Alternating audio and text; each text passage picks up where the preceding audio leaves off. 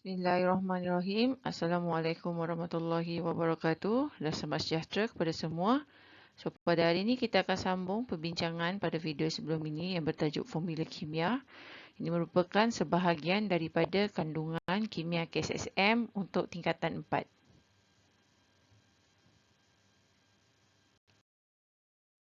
Standard pembelajaran yang perlu dicapai pada akhir video ini adalah pelajar berjaya membina formula kimia sebatian.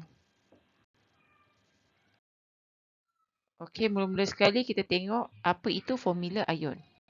So, sebatian ion terdiri daripada cation, iaitu ion yang bercas positif, dan juga anion, iaitu ion yang bercas negatif.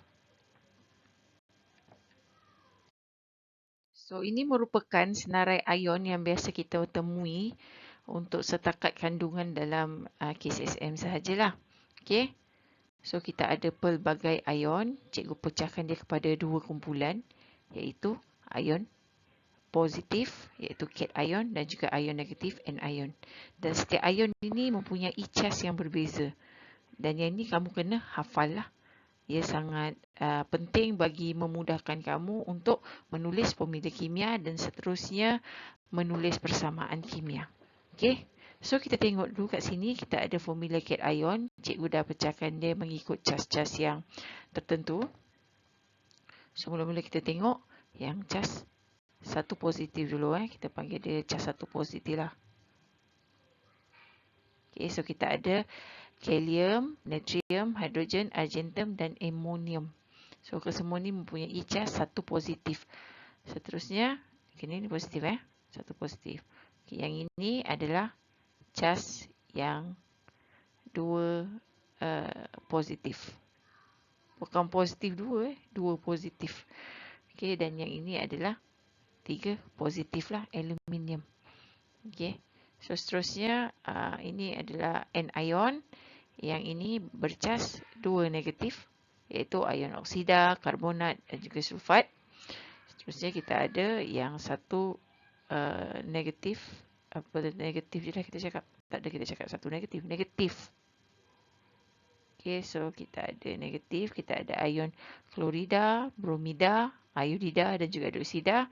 Dan yang sekali kita ada tiga negatif, iaitu ion fosfat.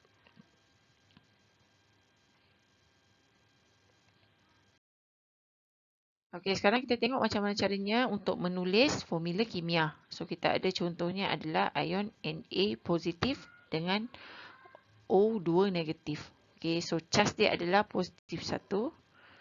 Okey, yang ni bilangan cas dia adalah negatif 2. So, terdapat, kita kena hilangkan dia lah. Okey, so jadi 2 nisbah 1. So, bilangan ion yang bergabung adalah 2Na positif bergabung dengan satu ion oksida 2 negatif.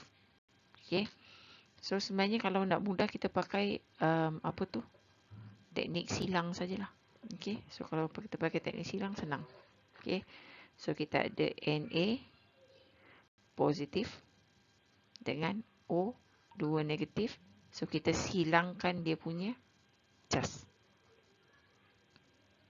Kita dapatlah Na ada 2, O ada 1.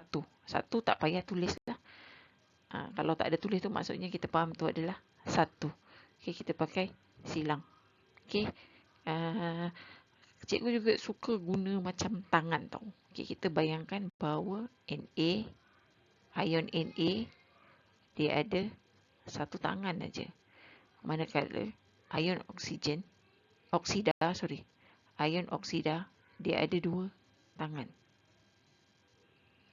So, kalau dia bergabung, Na nak bergabung dengan oksigen, dia akan bergabung mengikut bilangan tangan dia. Okay.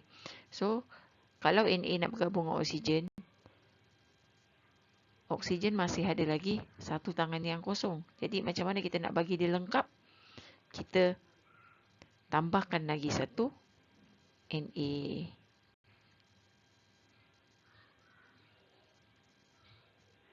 So, dia akan bergabunglah.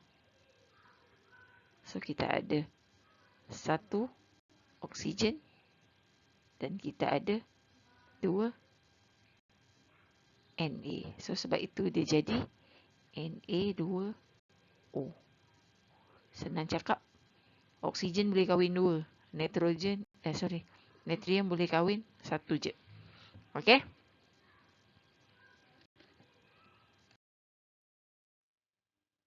Okey, mula-mula.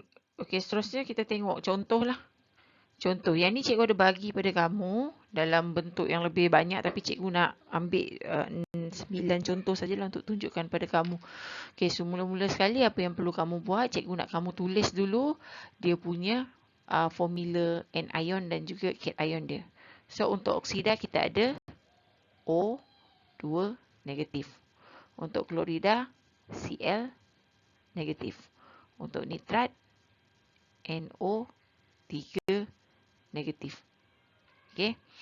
Hati-hati dengan nombor dan juga cas ni. Yang ini 3 dengan negatif ni. Jangan tulis 3 dekat atas kalau 3 ke atas maksudnya NO ni cas dia ada NO ni ada 3 tangan. Sedangkan NO3 tak ada 3 tangan. NO3 ada 1 tangan saja. Okey? Boleh Okey, untuk seterusnya kita ada macam tak cantik pula pen ni, kita ambil pen warna lain lah. Okey, natrium kita tulis dulu dia punya formula ion dia, Na positif, magnesium Mg2 positif dan amonium NH4 positif.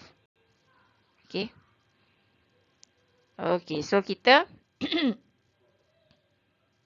kita buat natrium, kita tulis baliklah.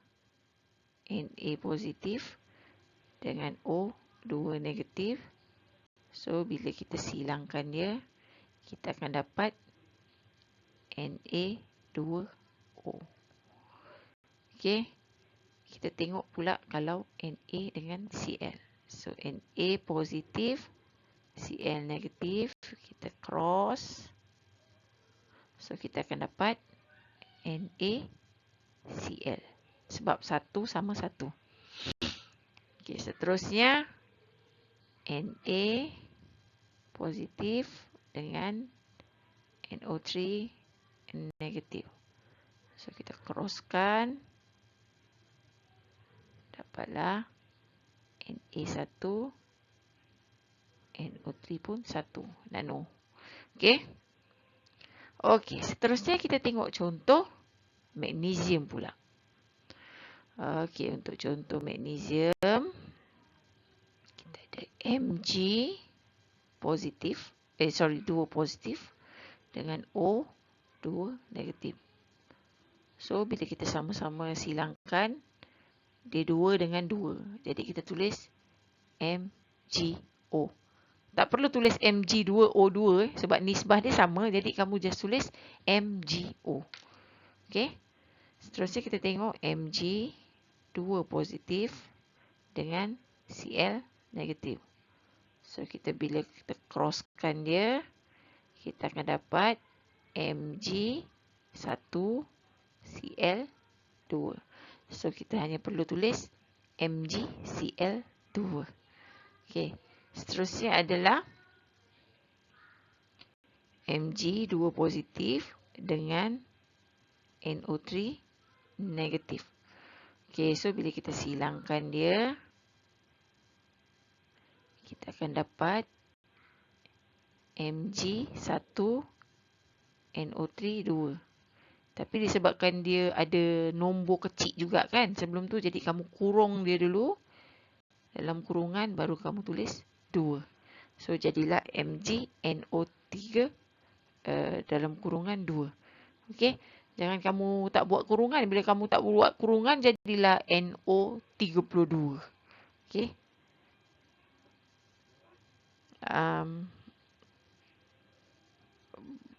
Seterusnya kita pergi kepada contoh amonium pula. Okey, so amonium kita ada NH4 positif dengan O2 negatif. So, bila kita crosskan dia, kita akan dapat NH4 2 kan. So kurung dia. Kurung 2O. Begitu. Okey, seterusnya kita tengok klorida pula.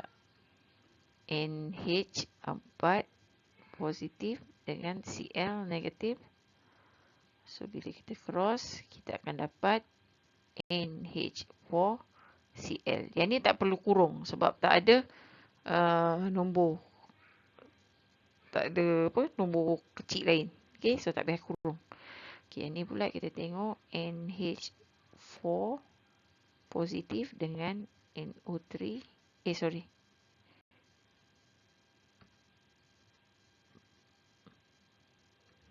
NO3 negatif. So kita crosskan, kita akan dapat NH4NO3. Yang ni pun tak perlu kurung sebab tak ada nombor kecil tambahan. Okey. Seterusnya kita tengok daripada segi penamaan sebatian kimia. So penamaan sebatian kimia ni berdasarkan kepada sistem IUPAC. IUPAC ni merupakan suatu badan kimia yang meregulasi penamaan sebatian-sebatian yang ada dekat dalam dunia ni lah. So untuk penulisan nama, kita mesti tulis dulu cation, baru anion. Kita kena tulis yang positif dulu, baru yang negatif. Contohnya macam natrium Na positif dengan Cl negatif. So kita kena tulis dia natrium klorida, bukan klorida natrium. Okey, kita kena tulis yang positif dulu baru tulis yang negatif. Okey, seterusnya huruf Roman. Dalam penamaan sebatan kimia ada huruf Roman. Ini untuk membezakan ion daripada unsur yang sama. Contohnya macam ferrum. Ferrum ni merupakan logam daripada unsur peralihan. So unsur peralihan ni sifat dia mempunyai lebih daripada satu nombor pengoksidaan. So macam ferrum ni dia wujud dalam 3 keadaan. Dia ada ferrum positif, ada ferrum 2 positif, ada ferrum 3 positif. So untuk membezakan dia, kita kena tulis huruf Roman dia bergantung kepada nombor pengoksidaannya lah. Contohnya kalau macam ferrum 2 klorida, so ferrum 2 klorida ni sebenarnya terdiri daripada ion ferrum 2 positif dan juga ion klorida negatif. Manakala kalau ferrum 3 klorida, dia terdiri daripada ion ferrum 3 positif dan juga ion klorida negatif. Okey. Seterusnya, kalau sebatian tidak beroksigen, hujung dia ada nama ida. Okey, contohnya macam natrium sulfida. So natrium sulfida terdiri daripada natrium dan sulfur. Kalau kita tulis dalam bentuk formula kimia, dia adalah Na2S. Okey. Manakala kalau sebatian tu adalah sebatian yang ada oksigen, dia berakhir dengan hujung namanya -ate. Contohnya macam natrium sulfat. So natrium sulfat terdiri daripada natrium, sulfur dan oksigen. Kalau kita tulis dalam bentuk formula kimia, kita akan tulis dia sebagai Na2SO4. Okey. So ada perbezaan daripada segi kandungan oksigen. Contoh kalau macam ion tadi kita dah belajar kan. Kalau macam klorida. So klorida ni ion dia Cl saja. Cl. Kalau dia ada oksigen, kita panggil dia klorat. Okey, klorat. Okey. Kalau macam oksida, memang oksida lah. Kita tak ada nak kata apa kan, oksida. Kalau macam contoh karbonat. So kalau macam karbonat, kita akan dia ada CO3 2 negatif. Ni karbonat. Okey. Kalau ion tu kalau dia tak ada O, dia ada C saja, kita panggil dia sebagai karbida. Okey, macam tu Da tak ada. Dan tak ada oksigen. Okey. Ate ada oksigen. Seterusnya kita tengok kalau untuk asid. Asid selalunya ujungnya ada I. Contohnya macam asid hidroklorik. Dia adalah HCl. Dia tak boleh panggil asid klorida. Sebab asid memang ujungnya I. So macam HCl, kita panggil dia asid hidroklorik. Okey. Kalau contoh macam asid H2SO4, dia kalau ada depan H ni selalunya dia adalah asid lah. So kalau H2SO4 kita panggil dia asid sulfuric. Okey, kalau macam asid HNO3, kita panggil dia asid nitrik. Okey, seterusnya adalah contoh untuk penamaan alkohol. So, alkohol ni selalu ujungnya ada ol. So, etanol, metanol, propanol, butanol. Ujungnya kalau ol tu adalah alkohol. Dan seterusnya adalah untuk awalan Yunani.